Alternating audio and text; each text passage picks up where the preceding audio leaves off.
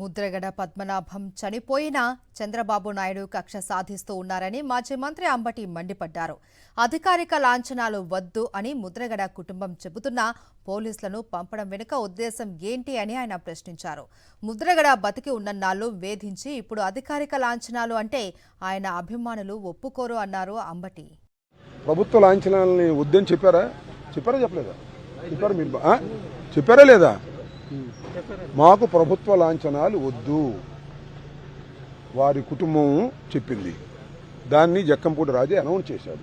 ఇప్పుడు అనౌన్స్ చేశాడు పొద్దున 12ంటికి. అయ్యా, ముద్రగడ పద్మనాభం గారి కోరిక ఏంటంటే చనిపోయి, ఇంకొక విషయం చెప్పనా, ఆయన చనిపోయి కూడా ఆయన ఏం చెప్తే అదే చేయించుకుంటున్నాడు. బాగా చనిపోయి కూడా, ఆయన చనిపోయిన తర్వాత కూడా ఆయన ఏది డిక్టేట్ చేసి చెప్పాడో అదే జరుగుతుంది. ఇక్కడేగా దొడ్లో దానం చేస్తారు, కానీ నన్ను ఖననం చేయమన్నాడు.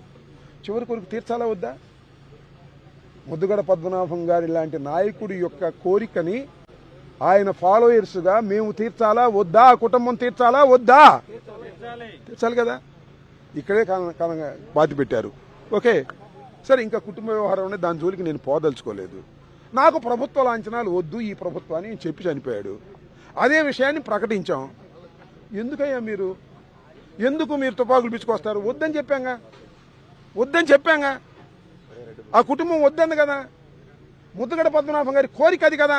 నాకు ఈ ప్రభుత్వం, ఈ దుష్ట ప్రభుత్వపు యొక్క లాంఛనాలు నాకు అవసరం లేదు అని చెప్పి చచ్చిపోయాడే. ఆయనకి మీరు లాంఛనాలు చేస్తామంటే ఏంది మీ ఉద్దేశం? ఏంది మీ ఉద్దేశం? ప్రభుత్వం ఉద్దేశం ఏంటి? ఏం చంద్రబాబు నాయుడు గారు మీ ఉద్దేశం ఏంటి?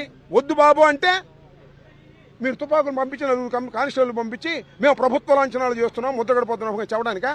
వద్దు మొర్రు అని కుటుంబం చెబుతుంది.